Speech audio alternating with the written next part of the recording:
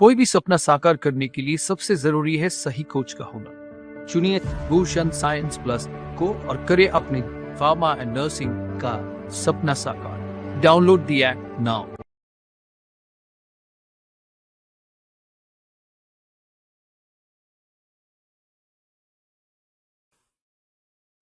अब हमें समझना है कि कम्युनिटी फार्मेसी हम जब पढ़ रहे हैं तो भैया कम्युनिटी फार्मेसी का स्कोप क्या क्या है। स्कोप क्या क्या है बोल सकते हैं, मतलब उसका यूज क्या क्या है और क्या क्या यूज है। करेक्ट। तो scope of community pharmacy, community pharmacy का और क्या क्या स्कोप है। थोड़ा सा ये लंबा जाएगा लेकिन समझना बहुत जरूरी है, क्योंकि आप लोग एट लास्ट जो है कम्युनिटी फार्मासिस्ट ही बनने वाले हैं, क्योंकि आप डी फार्मा के स्टूडेंट हैं, क्योंकि आप डी फार्मा के स्टूडेंट हैं। करेक्ट। तो सबसे पहला जो स्कोप है वो क्या है? Drug information about their action. Drug information about their action. क्या मतलब है इसका? इसका मतलब यह है कि जो कम्युनिटी फार्मेसी होती है, ठीक है, जो कम्युनिटी फार्मेसी होती है, करेक्ट, कम्युनिटी फार्मेसी जो होती है वो ड्रग के बारे में प्रॉपर अंडरस्टैंडिंग रखता है, या उस जगह पे उस मेडिसिन का या उस ड्रग का प्रॉपर नॉलेज होता है। बोलने का मतलब यह है, कम्युनिटी फार्मेसी हम किसे बोल रहे हैं? ऐसी जगह जहां पे दवाइयां स्टोर की जाती है, सेल की जाती है, कंपाउंड की जाती है, डिस्पेंस मतलब मेडिकल स्टोर। तो भैया मेडिकल स्टोर में जो लोग खड़े हैं, ठीक है, उनको तो ड्रग का केमिस्ट्री पता होना चाहिए, फार्माकोलॉजी पता होना चाहिए, टॉक्सिकोलॉजी पता होना चाहिए, रूट ऑफ एडमिनिस्ट्रेशन पता होना चाहिए, स्टेबिलिटी के बारे में पता होना चाहिए, तभी तो वो प्रॉपर ड्रग को डिस्पेंस कर पाएगा और पेशेंट को दे पाएगा। नहीं तो कैसे दे पाएगा? आप बोलोगे भैया ये दवाई ले लिया मैंने, डॉक्टर ने लिख के दिया, अब जो है मैं कैसे खाऊं इसको, कैसे खाना है? तो आपको पता था कि सुबह को आपको 5 ml लेना है, दोपहर को आपको 5 ml लेना है, रात को आपको 5 ml लेना है। करेक्ट। फिर वो बोलता है कि कुछ मेडिसिन जो खाना खाने के आधे घंटे पहले लेनी है। मतलब ये अगर उस कम्युनिटी फार्मासिस्ट को अगर नॉलेज नहीं होगा तो वो कैसे ये बातें बता पाएगा। करेक्ट। तो community pharmacy provides proper understanding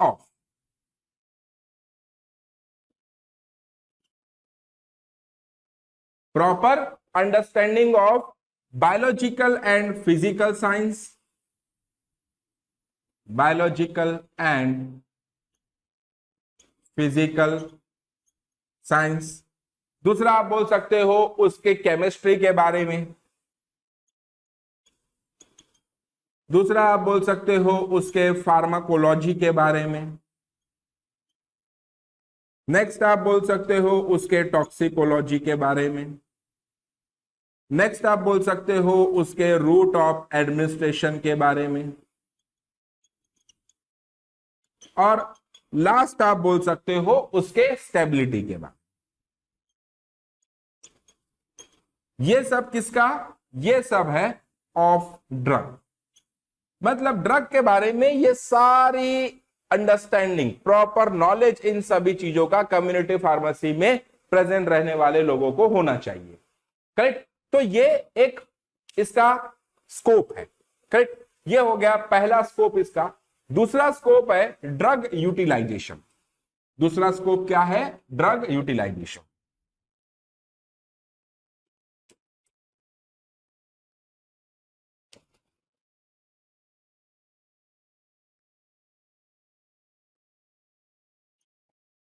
drug utilization, drug utilization मतलब क्या होता है कि जो ड्रग यूटिलाइजेशन का नॉलेज है, करेक्ट, जो कम्युनिटी फार्मेसी होता है वहां पर जो बंदा है कम्युनिटी फार्मासिस्ट जो है उसको ड्रग यूटिलाइजेशन का नॉलेज होता है, विच हेल्प्स टू, किस बारे में? सबसे पहला, इट हेल्प टू डेवलप, क्या डेवलप करने के लिए? Policies for pharmaceutical services, policies for pharmaceutical services, है ना। जो भी नए नए रूल्स आते हैं, जो पॉलिसीज आती है, उनको डेवलप करने में उसका नॉलेज जो है वो हेल्प करता है। Correct. Next, it helps to decide, क्या डिसाइड करने में? Proper regimen of the drug, proper regimen of drug. Correct. तीसरा आप बोल सकते हो, it help to provide knowledge, it help to provide the knowledge. कौन सा knowledge? How to administer drug, how to administer drug.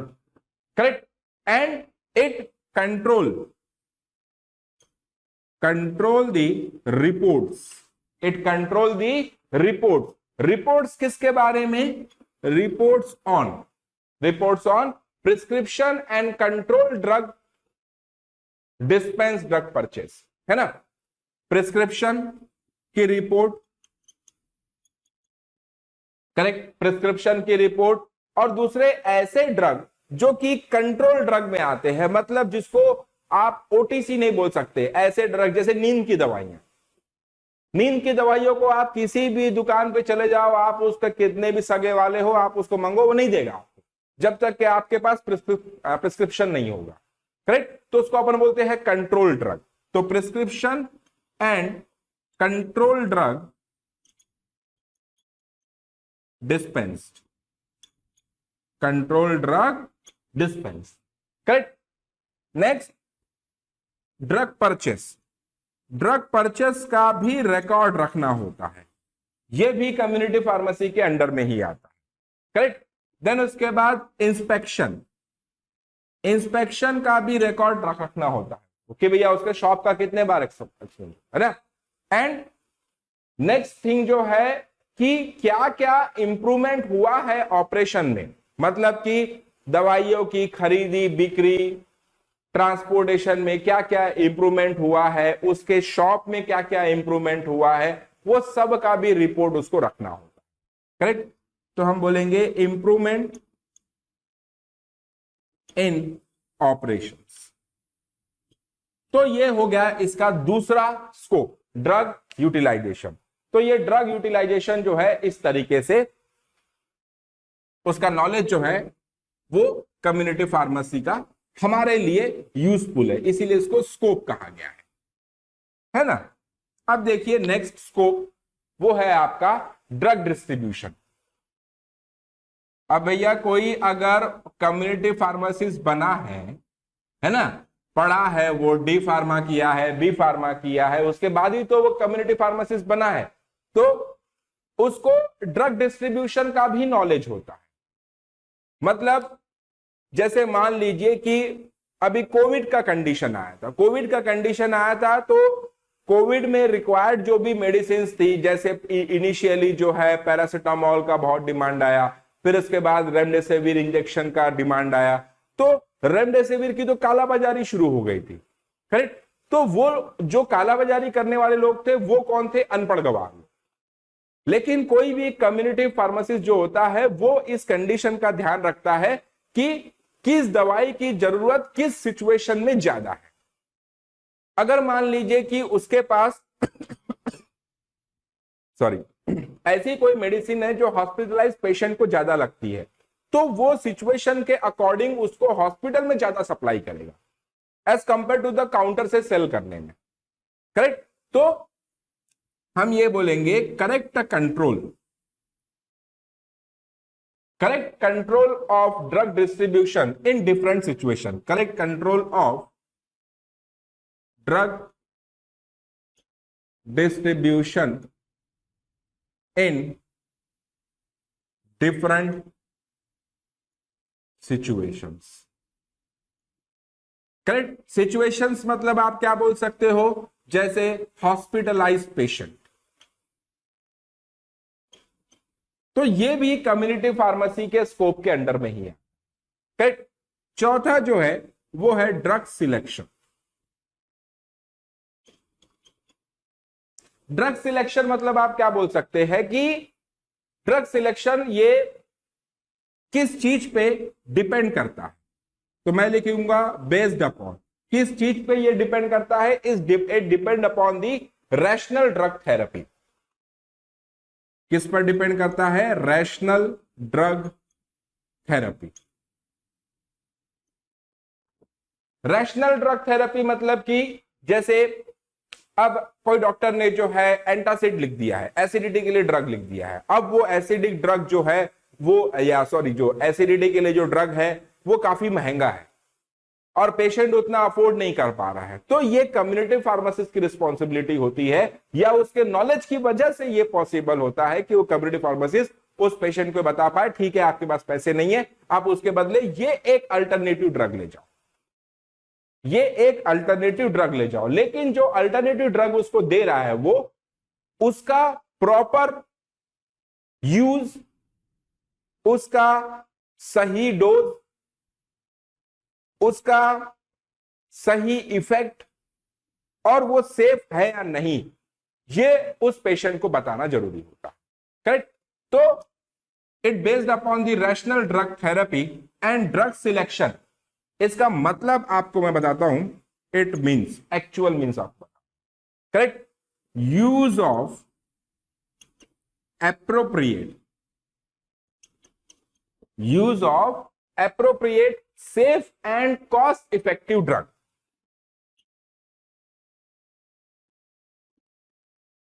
safe and cost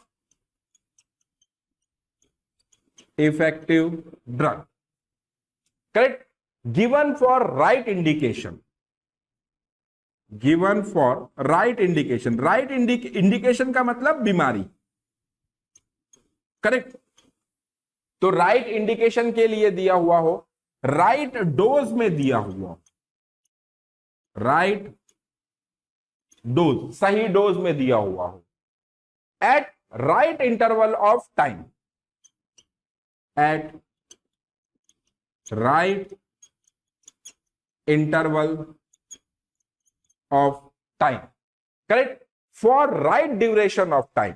भैया 3 दिन खाना है, 7 दिन खाना है, 1 महीना खाना है, ये भी बता रहा हूं उसको, करेक्ट, फॉर राइट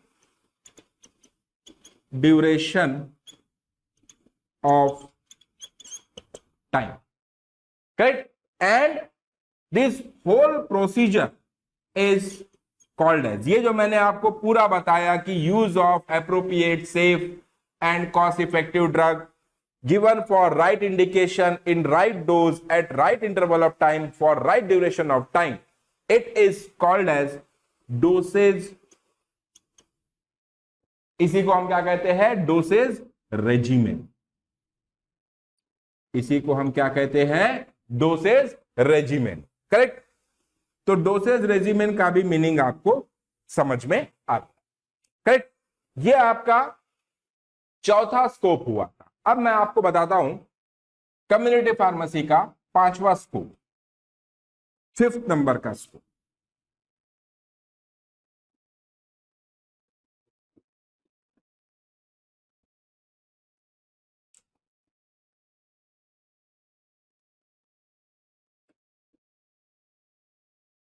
देखिए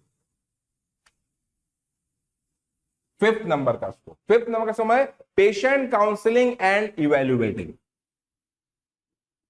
पेशेंट काउंसलिंग एंड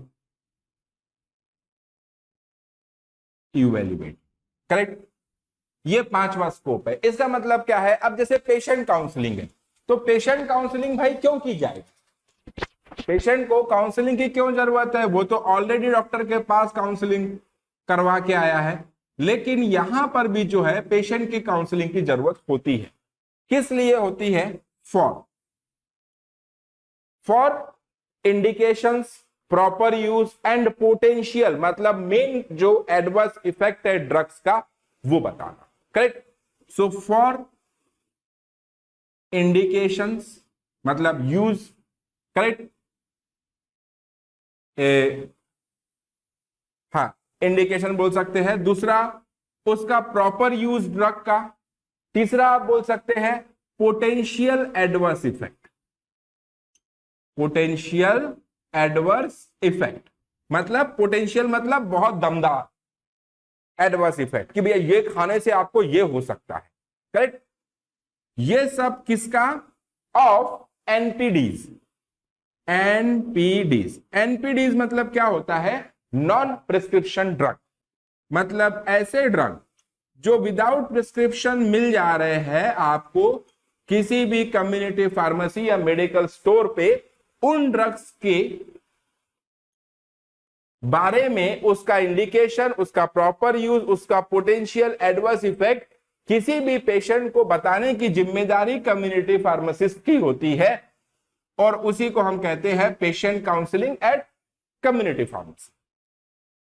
तो पेशेंट काउंसलिंग समझ में आ गया। अब ये इवेल्युएटिंग वर्ड है, तो किस चीज को इवेल्युएट करना, किस चीज को इवेल्युएट करना है, हमें किस चीज को इवेल्युएट करना है? So evaluating the alternatives of the prescription drug.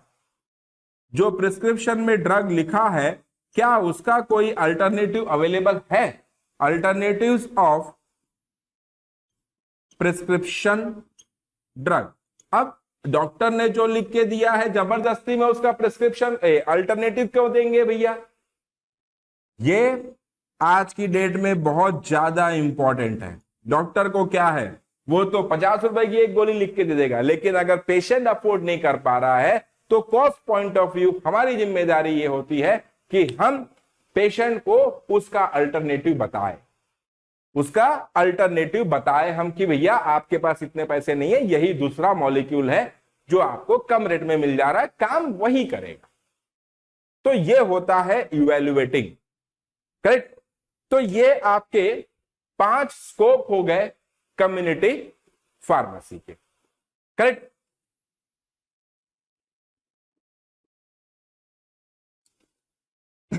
Scope हो गए आपके कम्युनिटी फार्मेसी।